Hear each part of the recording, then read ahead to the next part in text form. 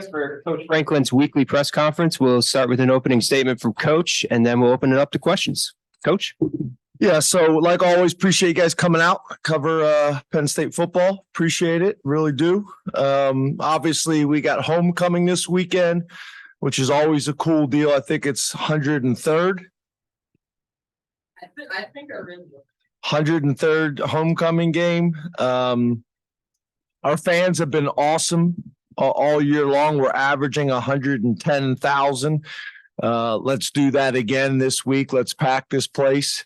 Have it rocking. Use your tickets. If you're not going to use your tickets, find somebody to use your tickets. And let's have this place rocking again.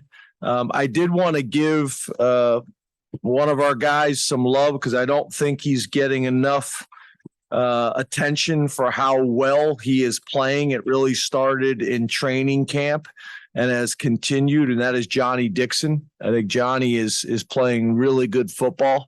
I think we have two corners, and we have more than that, but two corners, and specifically Johnny and Kalen, that are tough guys and that are physical at that position, which is less common now than it used to be. And they do a really good job in a lot of different ways, not just defending the pass. Johnny's a great blitzer, and then also supporting the run. So I wanted to give him some love because it's deserved.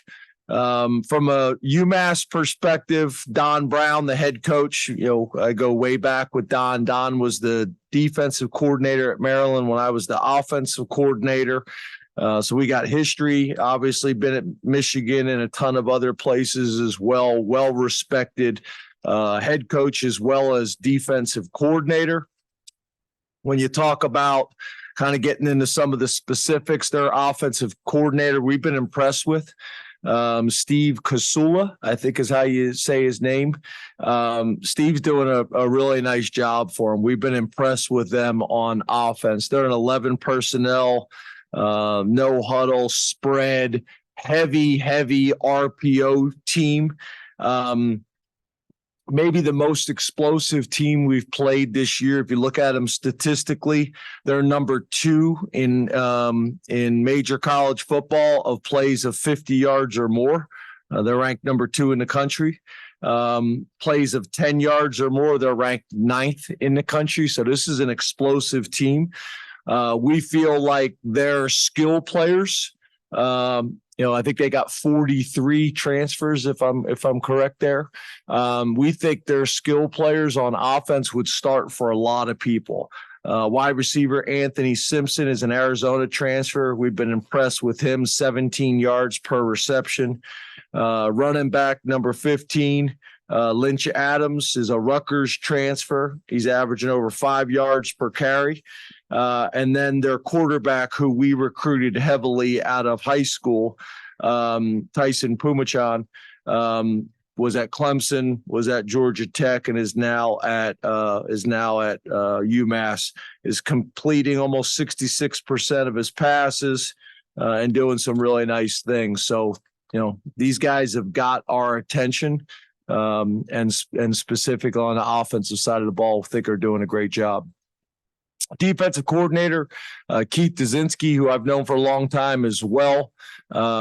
Keith's been tied with Coach Brown for a long time. I think Coach Brown, I don't mean this with any disrespect to anybody, but I think Coach Brown is calling the defense. I could be wrong there, but either way, those two guys have been really connected for a long time. I got a ton of respect for Keith and Don, both as defensive minds.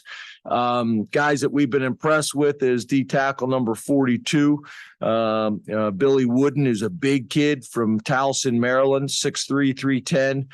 Defensive tackle number 56, Cletus Mathurin, who's from Hartford, Connecticut. He's another D tackles over 300 pounds. They got a defensive end named Marcus Bradley, who we recruited pretty heavily out of high school from Gaithersburg. Went to Vanderbilt originally and then transferred to UMass. He's a 6'3", 260-pound disruptive player. And then their safety, number 21, Ray Powell is from New Jersey. They're the guys that we have a respect for. And then special teams, Ben Albert, who I've also known for a very, very long time. Ben is their special teams coordinator, is also, defensive line guy, strong defensive line background, was at Boston College for a long time, Duke for a long time, been in the NFL.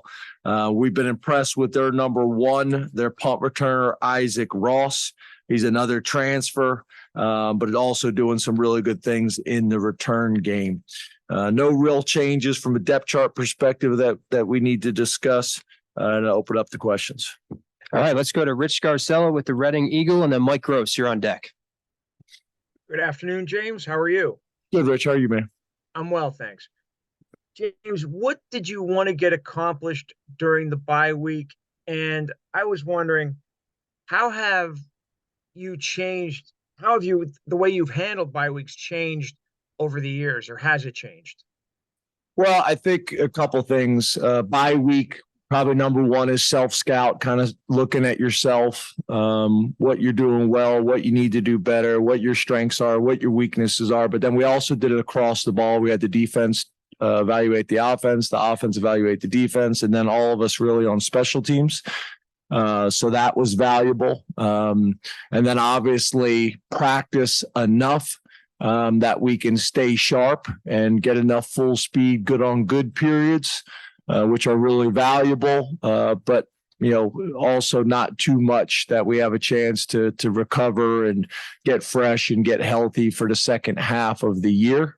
So kind of a combination of those things. I thought we were able to do that. We practiced on Sunday, we practiced on Tuesday and Wednesday, more traditional type practices for us. And then Thursday was a coordinator and GA practice, which was more of a jog through. And then obviously a ton of recruiting. I think I started in Connecticut, then went to North Carolina, then went to Florida, then went to New Jersey, then went to Massachusetts, if I'm remembering that correctly. Got a ton of work there done. Got a ton of work, in recruiting done. So that was valuable, and so did the rest of the staff. And then obviously back in for, I wouldn't necessarily call it a traditional Sunday practice, because we didn't have the previous film to review. So we were able to, kind of get ahead.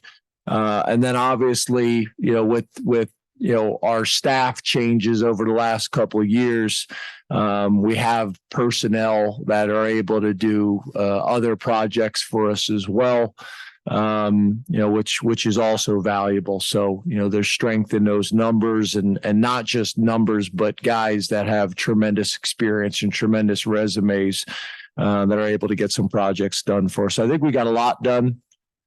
Really, the differences probably from my time at Vanderbilt and then my time when I first got to Penn State is just how the staffs have changed.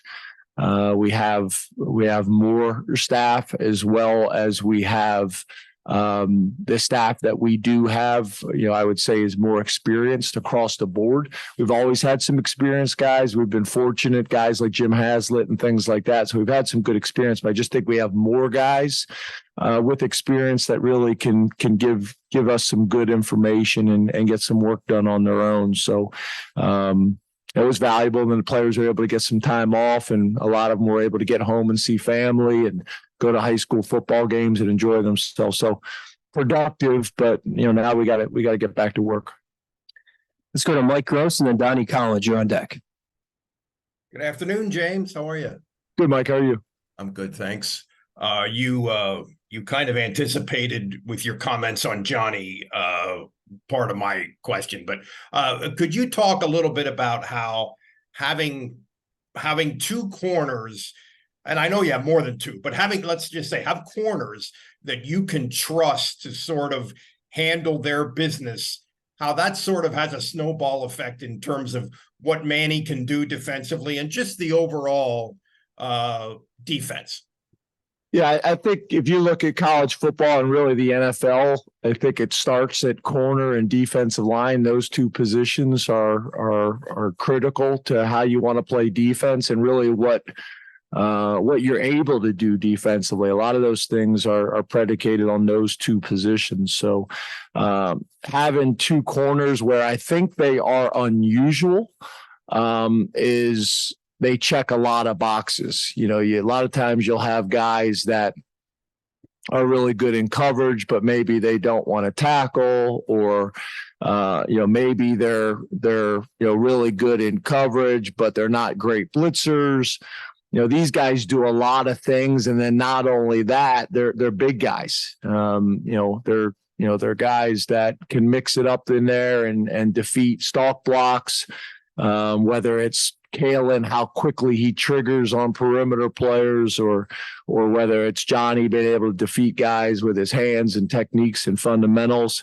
And then their ability to make plays on the ball and be able to run with people. So, those guys have been, I think, a big part of our defensive success. Obviously, Terry Smith's done a great job. We've talked about him. And then I think the combination of them covering to allow us to get home in some of our sacks, because the quarterback's got to hold on to the ball by taking away, maybe his first option. That helps our defensive line, and then vice versa.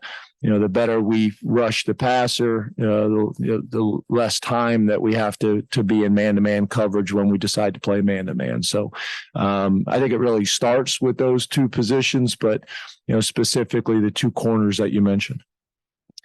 Let's go to Donnie Collins and then Johnny McGonigal. You're on deck. How are we doing, James? How are you doing? Good.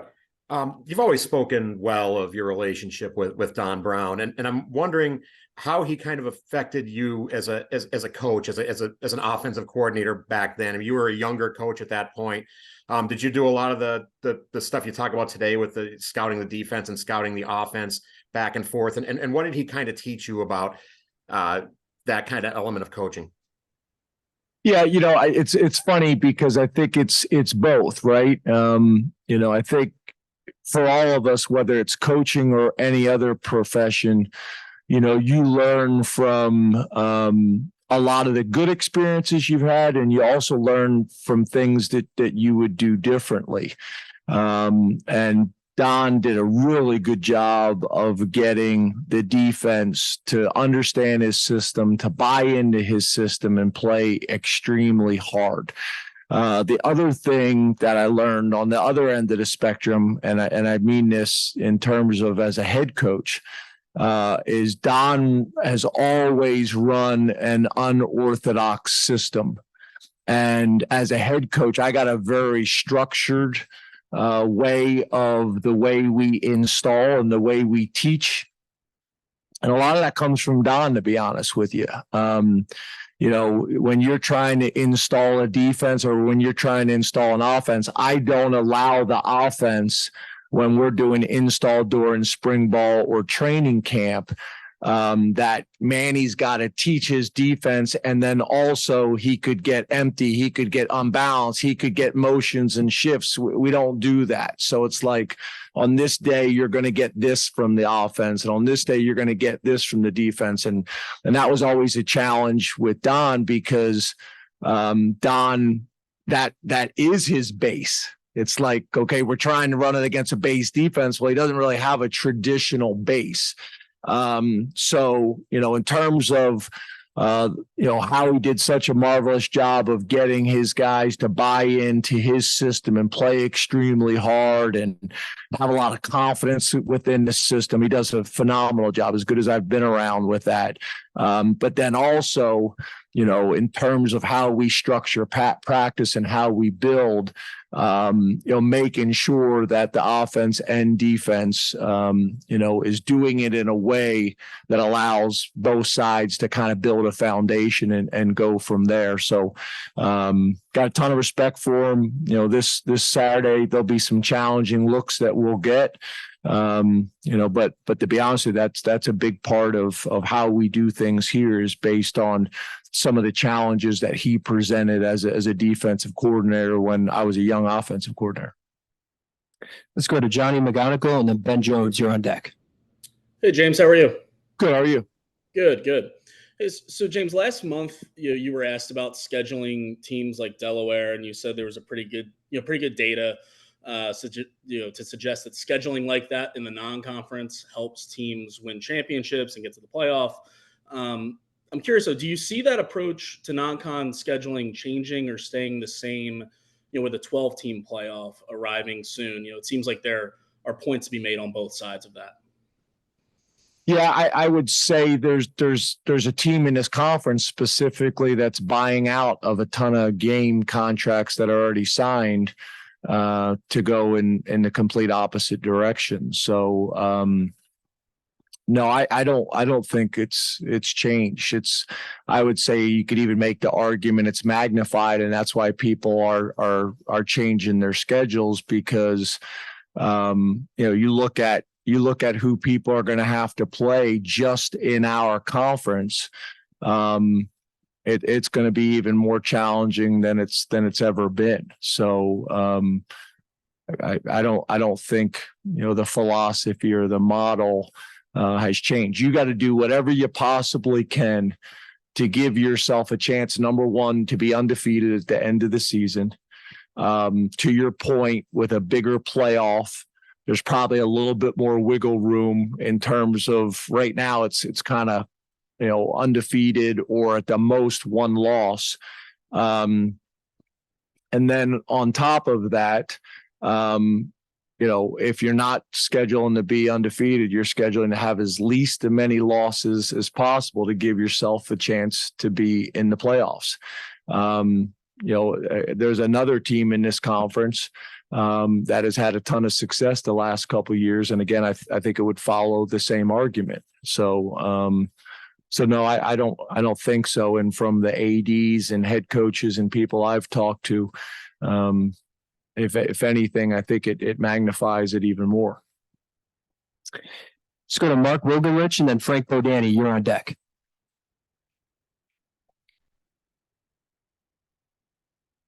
Hello, Mark. Sorry. Got me now? Yeah. Excellent. The teams, just following up on that, the teams you just discussed in the Big Ten, is that a reaction to expansion and 12-team playoff? And is that the model that you want to pursue? Or is that just something that they're doing on their own? I'm not sure what you're asking. Be specific. You said there's a team in the conference buying out game contracts. I assume that means non-conference game contracts in the future. Yes, sir. Is that a model that you would follow, or are you not working that way? And is that a response to expansion in the Big Ten? Yeah, I think that's a response to expansion in the Big Ten. In terms of the model that we're using here at Penn State and we're discussing, I don't think the model has changed. I think I've been pretty clear on where we should, schedule and how we should schedule philosophically.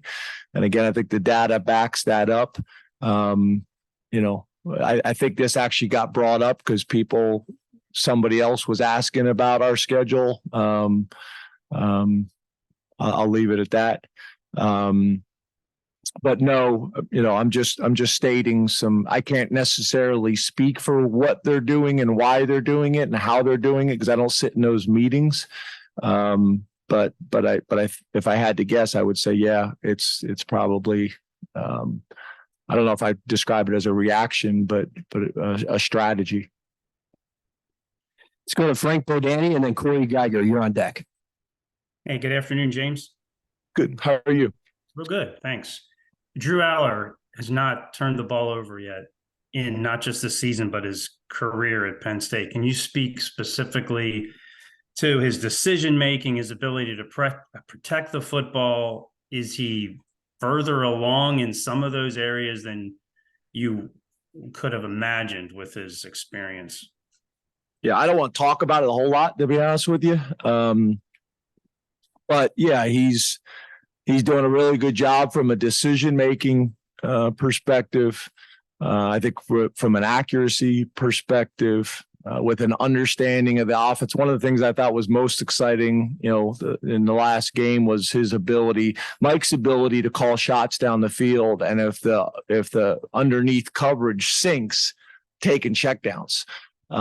That's extremely valuable as a play caller when you have a quarterback that will allow you to call shots, not force the ball down the field and take the back as a check down, and still, I think in some of those create explosive plays. So I think all those things kind of factor into it. I think the biggest thing is kind of like what we've talked about before, is his poise. A lot of times, turnovers go hand in hand with guys that are panicking in the pocket or in decision making that force you into a bad decision. One of the things I think we're doing a better job, not only in games, but also in practice, is throwing the ball away. Like, you can't sit here and say we're going to throw the ball away in games and never do it in practice. You gotta throw the ball away in practice. And sometimes that's the best decision that you can make. I think he's also shown the ability that when he does get pressure, that he knows where the outlets are, where the running backs are, where the tight ends are. And so as soon as he makes a sudden movement to avoid pressure, he's trying to get it to the back. And I think that's really valuable as well. So all things that we take a lot of pride in and that we're building on, but I also think that goes with the offensive line and protecting him in his blind side. That's the running backs in protection. That's the fundamentals of two hands on the ball in the pocket. It's all those things. Last question from Zoom, Corey Geiger. Hey, good afternoon, James. Hey, Corey. A follow-up to what you were just asked there about Drew.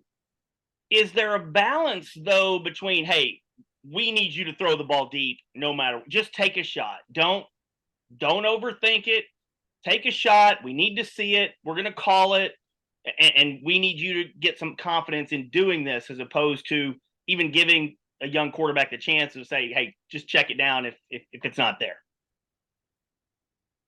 I don't really understand what you're saying, because we would never, my skin is curling when you say just drop back and chuck it deep no matter what. Like that is like, I don't even know what you're saying. It's like you're speaking like just send a guy on a post pattern, take the shot, throw it, give your receiver a chance to make a play on a ball.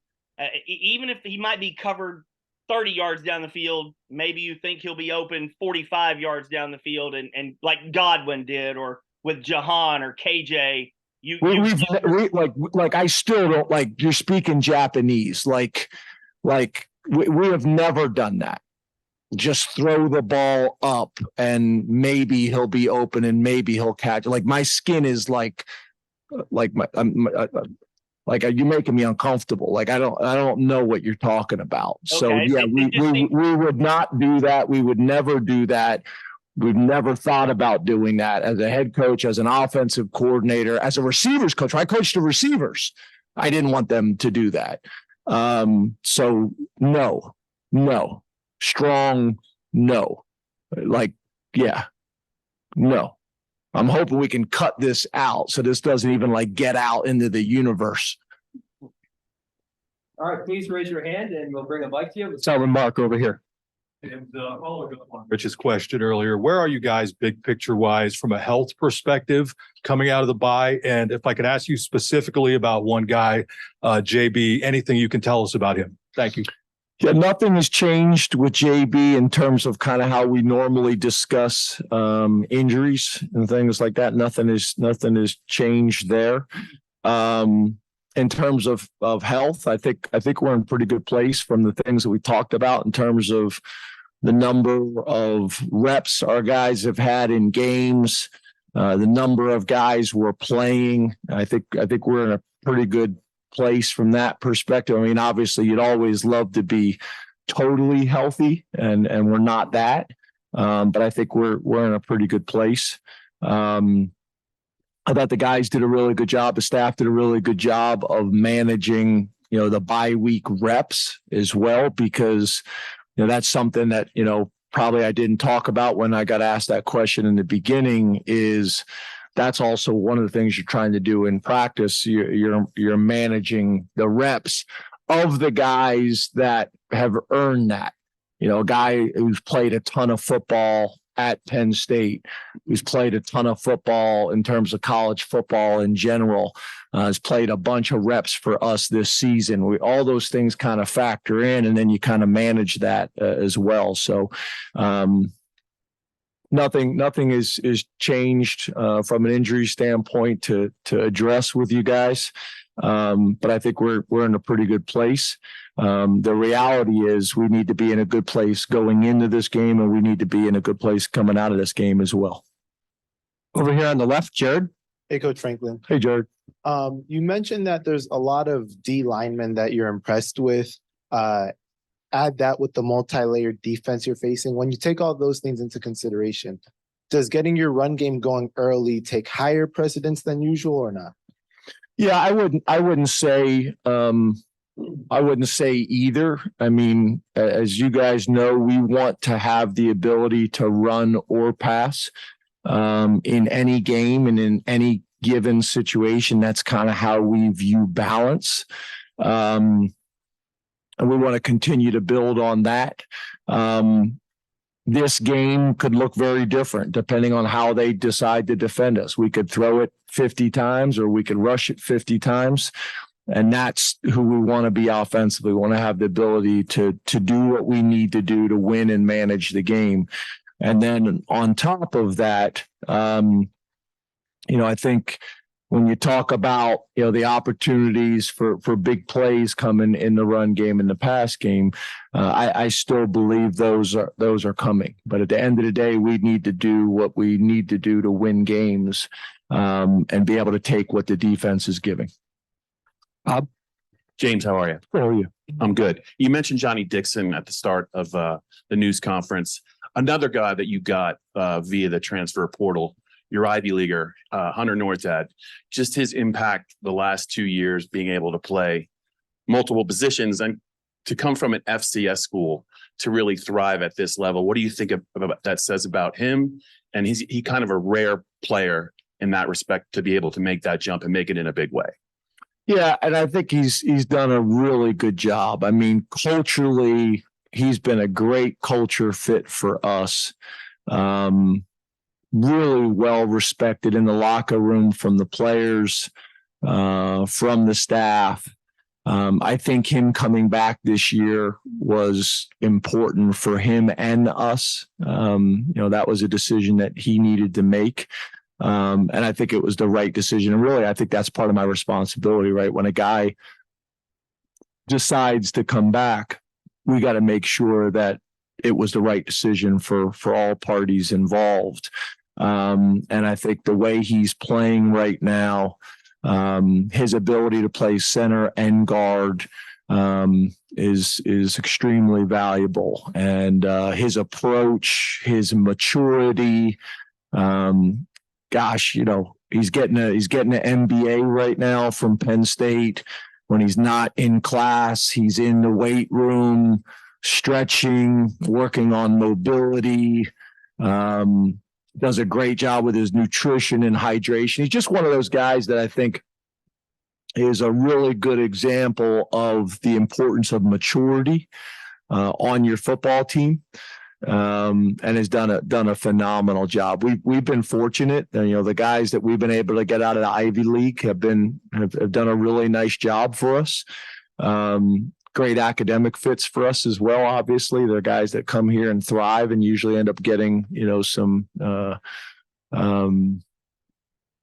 some higher, ed degrees in terms of master's degrees and things like that. So he's been awesome. He really has. And I think when you have kind of a center that can be the quarterback of your offense and a left tackle like we have in Olu, that's a pretty good recipe for success at those two positions to start to build the rest of the pieces around. And then obviously the experience that we have at right tackle and so on and so forth with Sal at guard, that's an important piece, that center position. And Hunter's done a really good job of really studying what we need to do up front and how we need to do it. So he's been awesome. Audrey. Hey, James. Audrey. Going back to when you hired Manny Diaz to now, what have you learned about Manny, the coordinator, but also Manny, the person? Because so many of your players have raved about him and what it means to kind of learn his defense and the way he explains it to them. Yeah, I think, when you talk about intelligence, right, you're talking about people that can take complex ideas and really be able to explain things in a way that whether it's the players or whoever else can receive that information in a way that makes sense. And I think Manny's done a really good job of that with our defense and specifically with our defensive players. I think it also helped that he's taking over a unit that had played good defense before. And I think a lot of those things of how they were taught, Manny's bringing it in from maybe a slightly different perspective. And a lot of specifically the veterans in that room, I think have really appreciated looking at the game from a different lens. But I think the other thing that happens sometimes is when you're young, you think there's one way to do things and be right and be successful. And the older that you get, and we all do, you realize there's a lot of ways to be successful and a lot of ways to be right.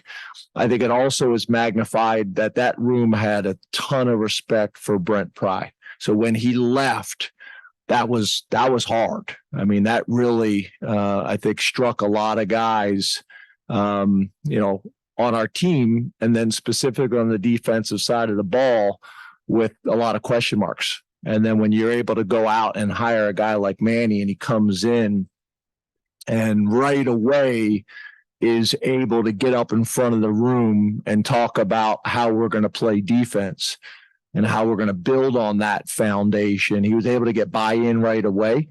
And then in some ways, and in some areas has even taken it to another level. So I think the veteran players, I think it's kind of like an aha moment for them, and a real appreciation for it. So there's been a lot of growth there. And I think we're playing obviously with a lot of confidence, and that stems back to Manny and the whole defensive staff. It also stems back to some of the conversations that we just had earlier about our corners and what our corners allow us to do defensively. So, in some ways, I think about some of the turnover we've had on the staff, not just at the coordinator positions, with some guys that have been with me for a long time and were established guys around here. That's why hiring and recruiting are two of the most important things you can do, is get the right people in here to build on the foundation and to build on those relationships. And then in terms of just, as a person, Manny and his wife and his sons, it's been awesome. And the thing that probably has surprised me the most is how quickly he's been able to adjust here and hit the ground running. And like I said, when you have, an experience like he went through, and I call him literally, like I felt bad calling him like the next day, but how quickly he and his family were able to transition here, and really not miss a beat. That's been really impressive. And then I think the last thing I would say is the value of his previous experience of being a head coach. You just look at the game differently after being a head coach. And I think that's been really valuable. I think when you're an assistant, you have a lot of opinions on what you think you would do as a head coach, but having guys that have actually done it, there's a ton of value in that. But he's also come back and just been one of the guys, and I think that defensive staff has got really good chemistry. And the players kind of see that and feel that as well. In the back, Andrew. Hey, Coach, back here. Andrew. Last year, I don't remember if it was after Ohio State or Michigan, you had talked about the defensive line playing small. You had challenged those guys to something about them wanting to be playing, I forget who, but Aaron Donald, I think is who you compared them to. When you self-scout now over the last, 2 weeks, week or so, do you feel better about where the interior defensive line is now as to opposed a year ago, specifically size-wise? Yeah, very much so. Very much so. I think we are bigger across the board. Defensive end, we're bigger. Defensive tackle, we're bigger. We're bigger across the board. And part of that is just kind of the natural maturation process that happens for these guys. That's part of it. But I also think they've done a good job of emphasizing it and putting the right weight on, because we're not a weight for weight's sake type of program. Like, we want our guys to be lean and athletic, but more importantly, they're playing, in a way that they're so disruptive. We're more consistently gap sound. We're more consistently disruptive. I know Manny and Dion have been very pleased. As we sit in there, I watch the game typically on the ride home on the plane, and then I watch it, typically in the morning, and then I watch it with the defense. And just hearing them, talk about the defense and how we're playing, guys doing their job on a consistent basis. So we are bigger on the defensive line, which I think has been helpful, because it is one of your tools, right? Strength is a tool, speed is a tool, intelligence is a tool, quickness is a tool, these are all tools, and you want to make sure that you have as many of these tools on your tool belt as possible.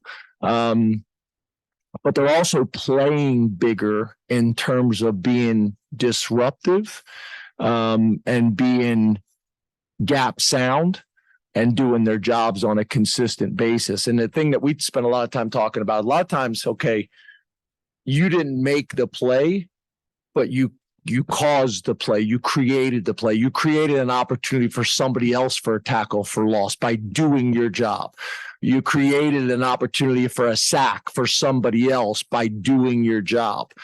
So we spent a lot of time talking about that as well. I think that's been one of the things that's been really cool, is to see the guys embracing their roles and understanding if they just do their jobs on a consistent basis, the plays will naturally just find them. They'll come to them, rather than feeling like you have to make a play. That's typically when problems happen.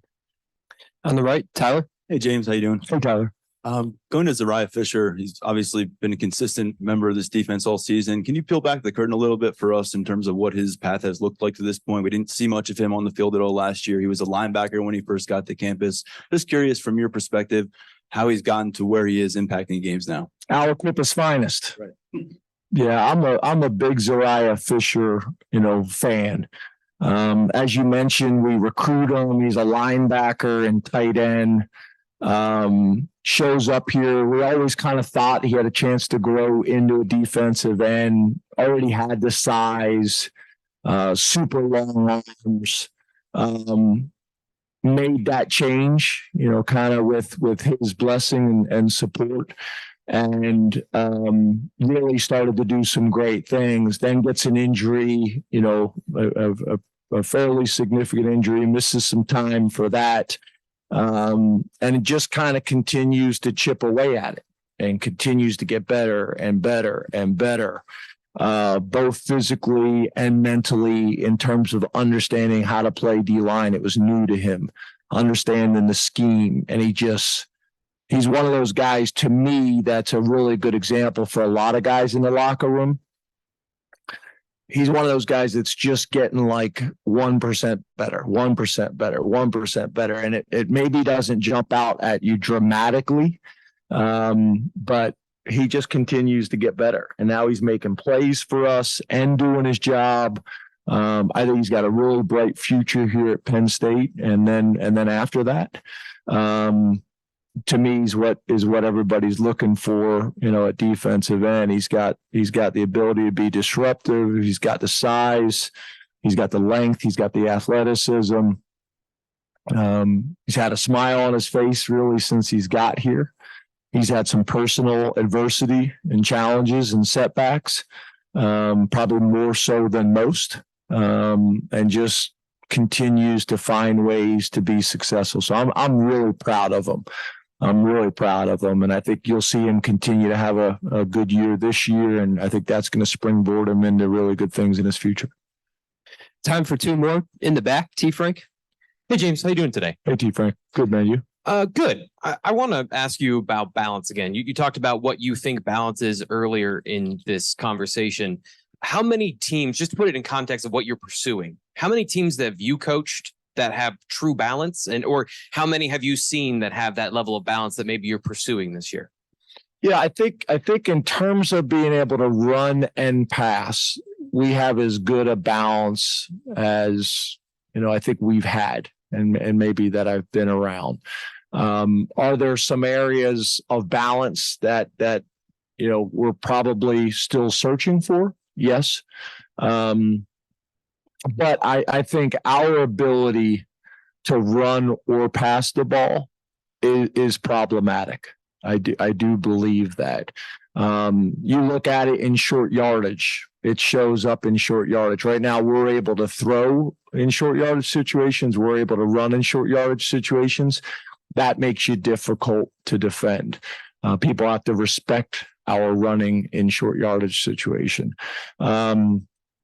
Our ability to dictate a game in terms of how we run the ball against some really good defenses, and not get away with it, not get away from it and stay with it, I think has been really good. And then our ability to throw for a high percentage and protect the football has also been good. So I think we're in a good place. I think there's still room for growth there. In terms of the total package and where we can go offensively. But again, to your point, just the balance that we're able to exhibit on first and second down and even third down makes you challenging to defend. And I also think it complements defensively when you talk about time of possession, them creating turnovers and 3 and outs, and then our offense controlling the ball and controlling the clock. Sometimes you're left with very little opportunities if you're on the opposing sideline, and that's frustrating, especially when you have a lead. Last question, John. Hey, James, how are you? Good. How are you? I'm doing good. Where would you say that the receivers and Drew's trust is at between each other at this point? And do you think that's important in taking the next step as an offense? Was that something that that you emphasized during the bye week? Yeah, I think it's a process, and I think we have made progress this past week and have made progress this season. I do think that's back to kind of a health perspective. I think that's where that's been probably impacted as much as anything is. When you really had 2 guys that have played a ton of football for you at the receiver position, and there being some consistency and trust in practice and in games with those guys, and then you lose one of them, for a couple of weeks, that magnifies that. So, being able to have Trey back and Keandre on the field while those other guys are developing, those roles and those opportunities and that confidence, I think will be helpful. But I think getting Trey back is a huge piece of that puzzle. I think it helps Keandre. I think it helps Drew. I think it helps our team. I think it helps our offense. I think it helps Coach Yursich in calling the game. But I think that will really help us having those two guys, both on the field at the same time. Thank you very much, Coach. Thanks, guys.